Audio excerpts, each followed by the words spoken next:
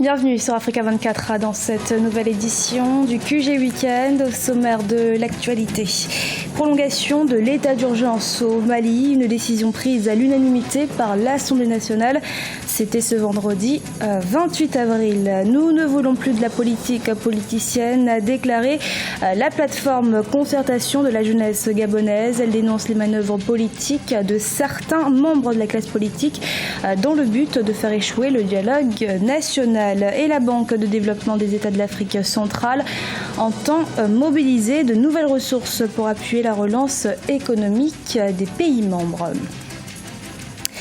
Mais d'abord, prévu pour ce 28 avril en Tanzanie, le sommet de la communauté d'Afrique de l'Est sur le dialogue inter-burundais a été reporté au 10 mai. La raison évoquée est celle des calendriers des chefs d'État des pays membres et notamment celui du président kényan Uhuru Kenyatta. Ce dernier est en pleine préparation des élections présidentielles du 8 août 2017 au Kenya. Au Mali, l'état d'urgence a été prolongé jusqu'au 31 octobre 2017. Une décision prise à l'unanimité par l'Assemblée nationale ce 28 avril. Ce vote intervient après de multiples états d'urgence de 10 jours décrétés successivement par le gouvernement. Les précisions de Clément Joël soient là. Les députés maliens ont voté vendredi 28 avril 2017 la prorogation de l'état d'urgence, suite à plusieurs successions de décrets d'état d'urgence de 10 jours du gouvernement, dont le dernier date du 19 avril 2017. Le Parlement a plébiscité son extension au 31 octobre 2017. Le Mali, sécuritairement instable, est toujours en proie à des attaques terroristes dans le nord et le sud. Au niveau notamment du centre du pays, la région de Mopti et de Ségou, et également au niveau de la frontière avec le Burkina Faso. Vous avez sans doute suivi également la semaine dernière cette attaque d'un camp de l'armée malienne à Gourmararousse dans la région de Tombouctou. Et selon même bien d'observateurs, c'est ce qui a poussé, motivé les députés à adopter ce projet de loi de rallonge de l'état d'urgence. Selon le gouvernement malien, la mesure d'état d'urgence porte ses fruits, mais la menace terroriste demeure. L'état d'urgence a pour rôle principal le renforcement des dispositifs de prévention et de lutte contre le terrorisme sur tout le territoire malien.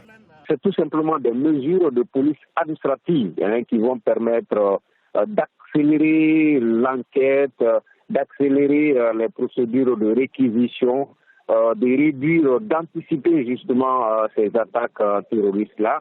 Mais concrètement, sur le terrain, on ne voit pas forcément, les citoyens lambda ne voient pas le lien entre l'état d'urgence et la situation sur le terrain. L'état d'urgence au Mali a été décrété pour la première fois suite à l'attaque terroriste de l'hôtel Radisson Blu de Bamako le 20 novembre 2015. Depuis lors, il n'a pas été levé sur toute l'étendue du territoire malien. La jeunesse gabonaise sort de sa réserve. Dans une lettre ouverte au président Ali Bongo Ondimba, ses représentants dénoncent la mauvaise foi d'une partie de la classe politique prenant parti au dialogue national. Explication dans ce reportage de Douglas Toutoum, notre correspondant au Gabon. En marge des travaux en commission du dialogue politique, les jeunes de l'opposition et de la majorité républicaine réunis autour des ONG et associations membres de la plateforme concertation de la jeunesse gabonaise, CJGA, ont adressé une lettre ouverte au chef de l'État Ali Bongo Ondimba. Objectif, mettre en garde une partie de la classe politique gabonaise, notamment l'opposition participant au dialogue politique, qui selon elle multiplie des manœuvres pour, dit-elle, faire échouer ce forum politique par des débats contre-productifs. Il est d'autant plus étonnant qu'inacceptable que le politique gabonais, dont les intentions sont désormais connues de tous, essaie de profiter du dialogue dit politique pour susciter des débats de toute controverse ou encore toute chose visant à ramener le pays vers le bas, mais surtout de s'aimer l'esprit de confusion au milieu du peuple gabonais. René Desmaisons-Bian, ancien directeur de campagne de Jean Ping, estime pour sa part que les débats iront inéluctablement jusqu'à leur terme. Pour lui, la concertation politique actuelle devrait plutôt porter sur des réformes impersonnelles, objectives et déconnectées d'Ali Bongo Ondimba. Les deux camps, majorité et opposition, s'engagent à respecter les actes du dialogue et à tout mettre en œuvre en vue de leur application intégrale. Ils font ressortir que Du point de vue des procédures, bien sûr, ce qui est du domaine de la loi nécessitera la prise d'une loi. Ce qui est du domaine réglementaire nécessitera un décret, un arrêté ou une décision. La CJGA, dans sa lettre, n'a pas manqué de réitérer son soutien au chef de l'État pour les efforts consentis en vue d'un retour à une paix durable et son engagement à faire du Gabon un pays émergent d'ici à 2025. Cependant, cette jeunesse refuse de continuer à être instrumentalisée et à jouer les seconds rôles lorsque des décisions qui impacteront inéluctablement son avenir sont prises. Considérablement affectée par la chute du cours du baril de pétrole, la Banque de développement des États de l'Afrique centrale estime nécessaire d'augmenter le financement des projets créateurs de richesses et d'emplois dans la sous-région, les secteurs prioritaires étant l'agriculture et l'agro-industrie. C'est dans ce sens que la BDEAC a orienté son financement vers la promotion de la transformation agricole dans son plan stratégique 2017-2021, arrêté ce 28 avril à Brazzaville, au Congo. Reportage de Deva Penzo.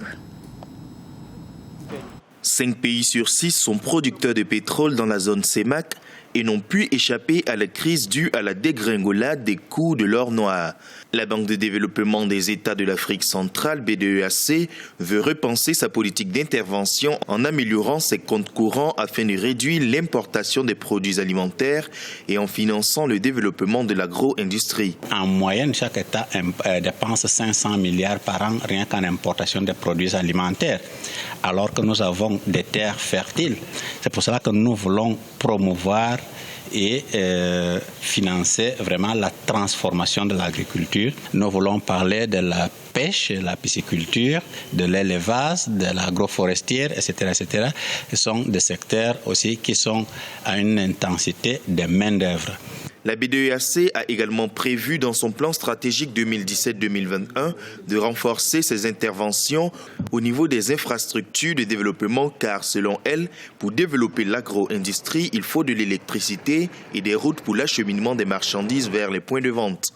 Un projet ambitieux qui nécessite des moyens financiers. Il y a une stratégie de mobilisation des ressources. Nous croyons que les premières ressources que nous devons avoir, ce sont les ressources humaines. Et je crois que la banque a des valeurs, a des personnels qualifiés et on va encore les former davantage. Mais à partir de là, il faudra aller vers le marché pour la mobilisation des ressources, dans la mesure où les procédures en termes de passation des services, en résumé, en termes de gouvernance, sont bien maîtrisés. La Banque de développement de l'Afrique centrale va ainsi axer son action vers la promotion d'une réelle diversification économique. Dans sa politique de réduction des importations des produits alimentaires, elle espère que l'Afrique centrale pourra multiplier sa production et en exporter une partie. Fin de la crise entre les acteurs du football malien. Un protocole d'accord a été signé ce 27 avril à Bamako, un dénouement heureux qui met fin à la suspension du Mali par la Fédération internationale de football. Les précisions de Birama Saounera. Au Mali, un terrain d'entente est désormais trouvé entre les acteurs du football. Après plusieurs années de crise, un protocole d'accord a été signé entre le comité exécutif de la Fédération malienne de football et le collectif des ligues et clubs majoritaires le jeudi 27 avril 2017.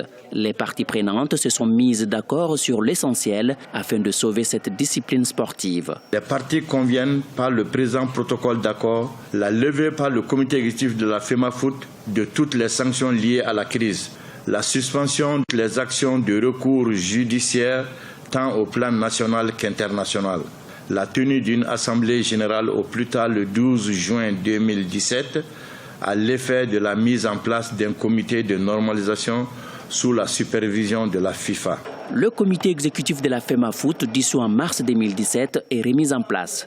Un point qui était non négociable pour la FIFA, l'organe dirigeant du football mondial dans le processus de réintégration du Mali au sein de l'instance. Aucun président de club, aucun président de ligue n'est sous l'effet de quelques sanctions que ce soit. Au plus tard le 12 juin, c'est-à-dire dans 45 jours, la FIFA sera là pour constater et mettre en place un comité de normalisation qui va prendre désormais en main les destinées du football malien. Suspendu depuis le 17 mars par la FIFA, le Mali va désormais participer aux compétitions continentales et internationales grâce à la résolution de cette crise dans le secteur du football. D'ailleurs, la sélection malienne de football pourra se rendre au Gabon le 17 mai 2017 pour participer à la Coupe d'Afrique des Nations des moins de 17 ans. Ce journal a été réalisé par l'ensemble de la rédaction. Merci de l'avoir suivi. Restez sur Africa 24 pour une nouvelle édition de l'actualité.